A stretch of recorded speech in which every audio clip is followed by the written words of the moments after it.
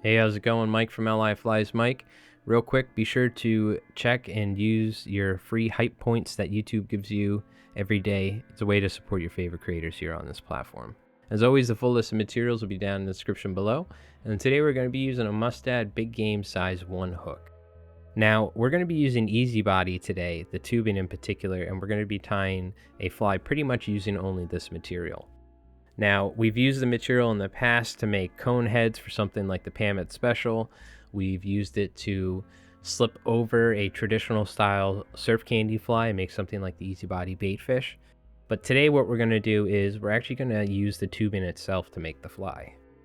Now what we're going to do is we're going to take a section of tubing here, and I believe this is the small size because I think the medium is larger than this. And what I'm going to do is you can see there's like kind of a lateral line. That's how this is weaved in. There's like a straight line down the center. I'm going to take the tubing and take my hook point and find an area for the hook to penetrate, I guess, through the belly of the tubing where those lateral lines are sitting on either side. And this will allow us to then kind of slip it forward. Now we have the hook sitting inside of the tubing where we want it. I was a little off center. Try and get it as straight as you can, top and bottom, but really it doesn't have to be absolutely perfect. And you can see here I overshot it a little. Ideally I would have it maybe not go as far back, but a simple fix is just to take your scissors, kind of get into the material and just get a nice clean cut 360 degrees around it. Now we have a nice clean piece of material to work with. So next up, we're going to take a piece of mono here. And now after talking to Bill from E-ZBody, this was a little tip he gave me. Instead of using this fresh cut piece of mono, you can see it's kind of catching on the material. A way to make it a little bit easier to work with is take a lighter here, and we're just going to burn the end of the monofilament. What this does is creates kind of a little round ball. This is going to stop the monofilament from catching on the EZBody.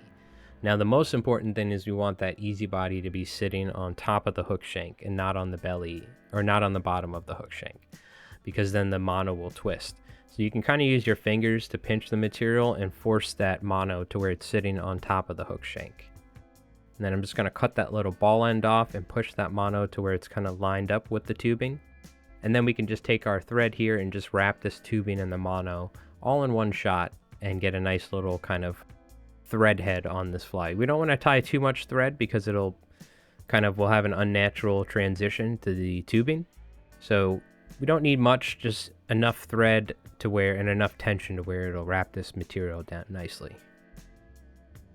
So you can see I'm going to cut the mono to a little bit shorter length so it's easier to work with. And now we could throw a whip finish on this fly. So what you could do is you could easily just essentially take the thread and pinch the end of the tubing, tie a little section, and then fray the tubing, and that could just be your tail. That's simple enough. But what we're going to do is we're going to take a Chinese saddle hackle or any sort of feather we have that's webby enough. And this is a very kind of old school way of making tails on flies. You'd see this on a lot of early Popavix flies, even older style saltwater flies, to where they were trying to get somewhat of like a hyper realistic tail on a baitfish. You would see this sort of technique. So what we're going to do is we're going to essentially cut the tip of the feather off, creating a little V, and then we could just slip this feather into the tubing. Now, one of the reasons why we use the mono is to not only help the tubing not foul on us if it's really windy and we're like super heavy loading the rod and casting very fast, the tubing may foul around the hook, but the mono gives us something nice and stiff to essentially tie the feather onto. So you can see we're just going to pinch the feather on the tubing, and just like we did in the front, I'm just going to take my thread here and tie this off and then throw a whip finish, and essentially we have our tail section. So now another step we can do to go even further and get that beautiful looking tail that we're going for is take something like Softex, or what I'm using here is Liquid Fusion, which is a water-based glue. It's nice and easy to work with. And what we're going to do is we're just going to apply a small amount to this and then use our bodkin and spread it through. And this is going to stiffen up the tail, it's going to keep its shape, and it's also going to slim it down to kind of fit the profile of the fly that we're going for. So next, you could easily just leave it as is. I'm going to take something like a Copic marker or a Copic, I always forget how to say it, and even a Sharpie works for something like this. And following the lateral line, we're going to just coat or color the top of the fly using our marker. And again, you can use blue, you can use any sort of colors you want. The world's your oyster, really. So it just depends on what sort of markers you have on hand.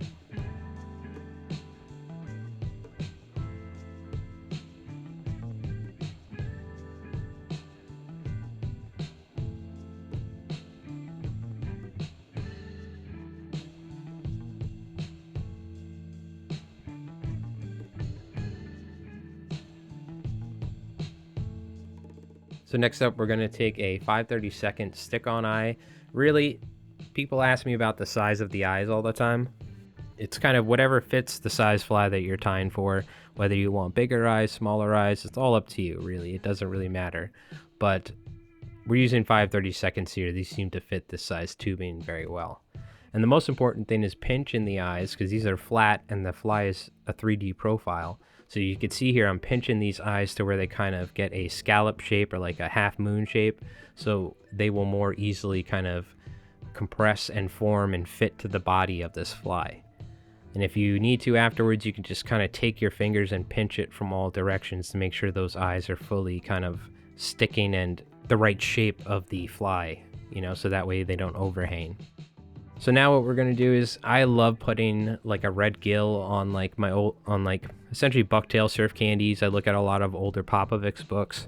A red gill is one of my favorite things to do on these sort of like quote unquote realistic flies. So I'm just going to take a red Sharpie here and apply a gill in kind of like a V-shaped pattern to simulate the gills on like a sand eel or some sort of needlefish, for instance. So now I think UV resin's the most durable option. You need to use it sparingly and very thinly. I'm going to use some liquid fusion here because I'm kind of experimenting with liquid fusion to see if it's a better alternative to UV resin at times where we don't necessarily need a lot of UV resin. I do think that on a larger fly that's more flexible, you want to use the resin, maybe something like a flex resin, because the eyes will probably fall off. Here there's not a lot of compression because the tubing and the mono, there's not really a lot of room for this tubing to compress. So I don't think the eyes will fall off that easily.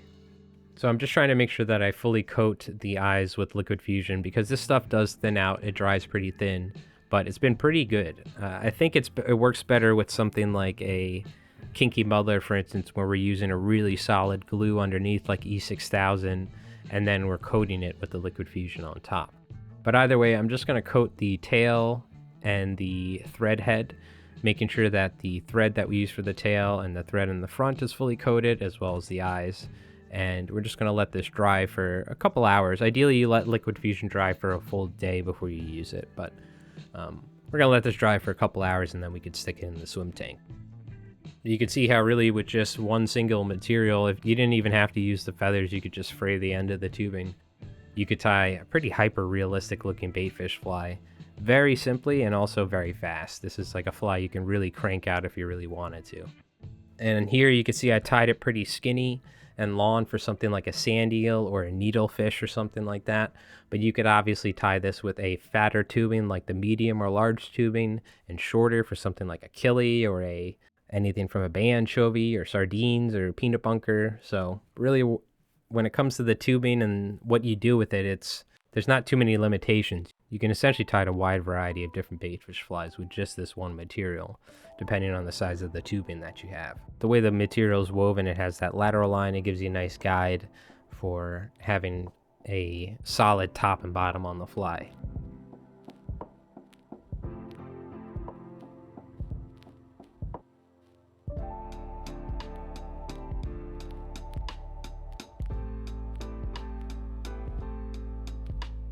So let's take a look and see what this thing looks like in the swim tank.